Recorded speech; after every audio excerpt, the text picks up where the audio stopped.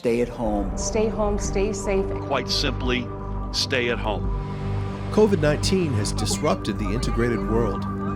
Borders are closed, international transportation halted, global trade suspended. Will the virus kill globalization?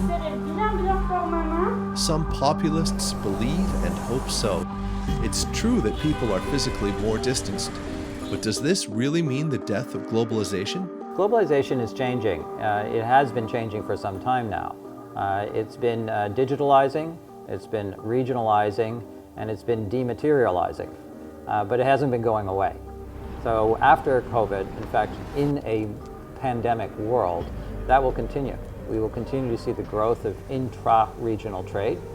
We will continue to see even more growth in digital trade, and we'll continue to see growth in the trade of services across borders.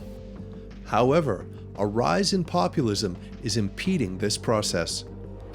As the world is struggling to trade, populists are enthusiastically touting nationalism, new barriers, and decoupling. Theoretically, you could decouple, but it would require such a huge disruption in supply chains that it would have a real negative impact on the global economies and be very, very costly.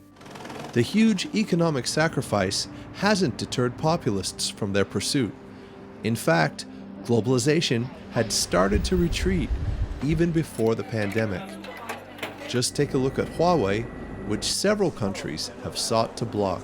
I can say from experience that companies like Huawei are trying very hard to integrate in the West. I think that, in Canada we have a lot of jobs that have been invested in from Huawei. We have over 1,200 positions in Canada, so 1,200 mouths are being fed by Huawei in Canada every year, and this number is continuing to grow.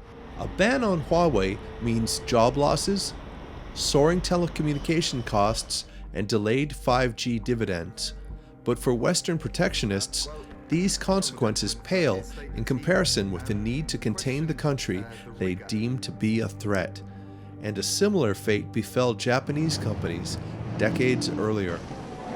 Look back at, in the 70s and 80s when Japanese companies were going to the West, there was a lot of distrust, there was a lot of concern about Japanese companies taking over the world, so to speak, And, we're probably encountering a little bit of that. Politics should pave the way for economic growth, but in some countries it is played at the cost of economics, and populist sentiment arises in this context. And I think there's many assets to this. So I think sometimes we must separate the politics from the business. And I think China is actually very good at separating the politics from the business, where business can thrive. It's true. China is the first economy to recover from the pandemic.